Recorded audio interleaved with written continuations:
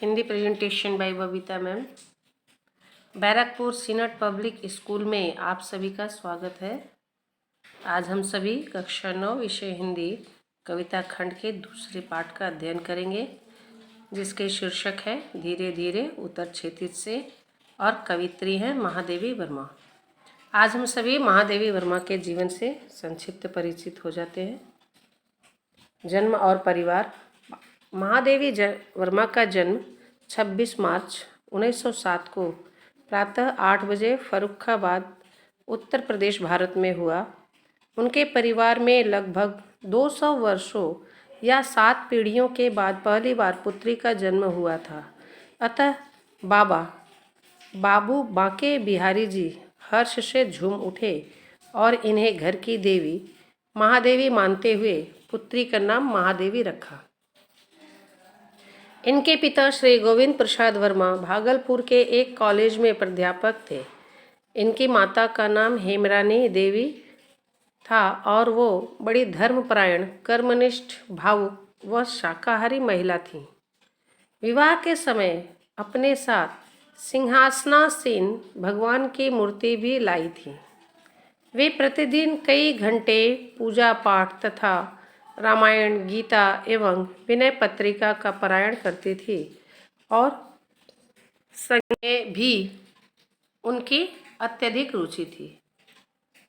इसके बिल्कुल विपरीत उनके पिता गोविंद प्रसाद वर्मा सुंदर, विद्वान, संगीत प्रेमी, नास्तिक, शिकार करने एवं घूमने के शौकीन, मांसाहारी तथा हंसमुख व्यक्ति थे। महादेवी वर्मा के मानस बंधुओं में सुमित्रानंदन पंत एवं निराला का नाम लिया जा सकता है, जो उनसे जीवन पर्यंत राखी बंधवाते रहे। निराला जी से उनकी अत्यधिक निकटता थी। उनकी पुष्ट कलाइयों में महादेवी जी लगभग 40 वर्षों तक राखी बांधती रहीं। शिक्षा। महादेवी जी की शिक्षा इंदौर में मिशन स्कूल से प्रारंभ हुई एवं साथ ही संस्कृत, अंग्रेजी, संगीत तथा चित्रकला की शिक्षा अध्यापकों द्वारा घर पर ही दी जाती रही। बीच में विवाह जैसी बाधा पड़ जाने के कारण कुछ दिन शिक्षा स्थगित रही। विवाहोपरांत महादेवी जी ने सन 1919 में क्रॉसवेट कॉलेज इलाहाबाद में प्रवेश लिया और कॉलेज के छात्रावास में रहने लगी।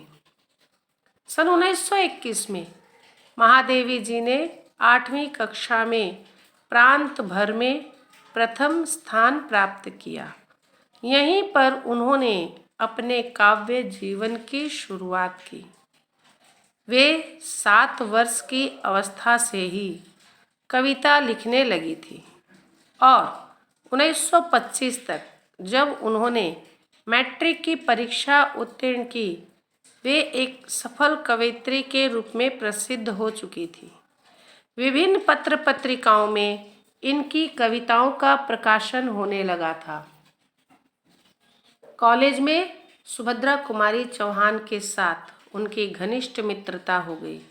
सुभद्रा कुमारी चौहान महादेवी जी का हाथ पकड़कर सखियों के बीच में ले जाती और कहती, सुनो, ये कविता भी लिखती है। 1932 में जब उन्होंने इलाहाबाद विश्वविद्यालय से संस्कृत में एमए पास किया, तब तक उनके 2 कविता संग्रह निहार तथा रश्मि प्रकाशित हो चुके थे। वैवाहिक जीवन। सन 1916 में उनके बाबा यानी ग्रैंडफादर, दादा श्री बांके बिहारी ने इनका विवाह बरेली के पास नवाबगंज कस्बे के निवासी श्री स्वरूप नारायण वर्मा से कर दिया, जो उस समय 10वीं कक्षा के विद्यार्थी थे। श्री वर्मा इंटर करके लखनऊ मेडिकल कॉलेज में बोर्डिंग हाउस में रहने लगे। महादेवी जी उस समय क्रॉसवेट कॉलेज इलाहाबाद के छात्रावास में थी। श्रीमती महादेवी वर्मा को विवाहित जीवन से विरक्ति थी। कारण कुछ भी रहा हो, पर श्री स्वरूप नारायण वर्मा से कोई वैमनस्य नहीं था। सामान्य स्त्री पुरुष के रूप में उनके संबंध मधुर ही रहे। दोनों में कभी कभार पत्राचार भी होता था। यदा कदा श्री वर्मा इलाहाबाद में उनसे मिलने भी आते थे। श्री वर्मा ने महादेवी जी के कहने पर भी दूसरा विवाह नहीं किया। महादेवी जी का जीवन तो एक सन्यासिनी का जीवन था। उन्होंने जीवन भर श्वेत वस्त्र पहना, तख्त पर सोई और कभी शीशा नहीं देखा। सन 1966 में पति की मृत्यु के बाद वे स्थायी रूप से इलाहाबाद में रहने लगी। कार्यक्षेत्र महादेवी जी का कार्यक्षेत्र लेखन, संपादन और अध्यापन रहा। उन्होंने इलाहाबाद में प्रयाग महिला विद्यापीठ के विकास में महत्वपूर्ण योगदान किया। यह कार्य अपने समय में महिला शिक्षा के क्षेत्र में क्रांतिकारी कदम था। इसकी वे प्रधानाचार्य एवं कुलपति भी रहीं। सन 1923 में उन्होंने महिलाओं की प्रमुख पत्रिका चांद का कार्यभार संभाला। 1930 में निहार, 1932 में रश्मि, 1934 में नीरजा तथा 1936 में सांध्य गीत नामक उनके 4 कविता संग्रह प्रकाशित हुए। 1939 में इन चारों काव्य संग्रहों को उनकी कलाकृतियों के साथ वृद्धाकार में यामा शीर्षक से प्रकाशित किया गया। उन्होंने गद्य, काव्य, शिक्षा और चित्रकला सभी क्षेत्रों में नए आयाम स्थापित किए। वे हिंदी साहित्य में रहस्यवाद की प्रवर्तिका भी मानी जाती है। महादेवी बौद्ध पंथ से बहुत प्रभावित थी। महात्मा गांधी के प्रभाव से उन्होंने जन सेवा का व्रत लेकर झूसी में कार्य किया और भारतीय स्वतंत्रता संग्राम में भी हिस्सा लिया। सन 1936 में नैनीताल से 25 किलोमीटर दूर रामगढ़ कस्बे के उमागढ़ नामक गांव में महादेवी वर्मा ने एक बंगला बनवाया था, जिसका नाम उन्होंने मीरा मंदिर रखा। जितने दिन वे यहाँ रहीं, इस छोटे से गांव की शिक्षा और विकास के लिए काम करती रहीं। विशेष रूप से महिलाओं की शिक्षा और उनकी आर्थिक आत्मनिर्भरता के लिए उन्होंने बहुत काम किया। आजकल इस बंगले को महादेवी साहित्य अकादमी संग्रहालय के नाम से जाना जाता है। उनके संपूर्ण गद्य साहित्य में पीड़ा या वेदना के कहीं दर्शन नहीं होते, बल्कि अदम्य रचनात्मक रोष, समाज में बदलाव की अदम्य आकांक्षा और विकास के प्रति सहज लगाव परिलक्षित होता है। उन्होंने अपने जीवन का अधिकांश समय उत्तर प्रदेश के इलाहाबाद नगर में बिताया। सन 11 सितंबर सन 1987 को इलाहाबाद में रात 9:30 पर उनका देहांत हो गया। प्रमुख कृतियां हैं। महादेवी जी कवित्री होने के साथ साथ विशिष्ट गद्यकार भी थी। उनकी कृतियां इस प्रकार है। कविता संग्रह है निहार, जो 1930 में, रश्मि 1932 में, नीरजा 1934 में, सांध्य गीत 1936 में, दीप शिखा 1942 में, सप्तपर्णा ये अनुदित कविता है 1959 में, प्रथम आयाम 1974 में और अग्निरेखा 1990 में। महादेवी वर्मा का गद्य साहित्य रेखाचित्र अतीत के चलचित्र 1942 में और स्मृति की रेखाएं 1943 में। संस्मरण है पथ के साथी 1956 में और मेरा परिवार 1972 में और संस्मरण है 1983 में। चुने हुए भाषणों का संकलन जो है वो भी है, उसका नाम है संभाषण, जो 1974 में प्रकाशित हुआ।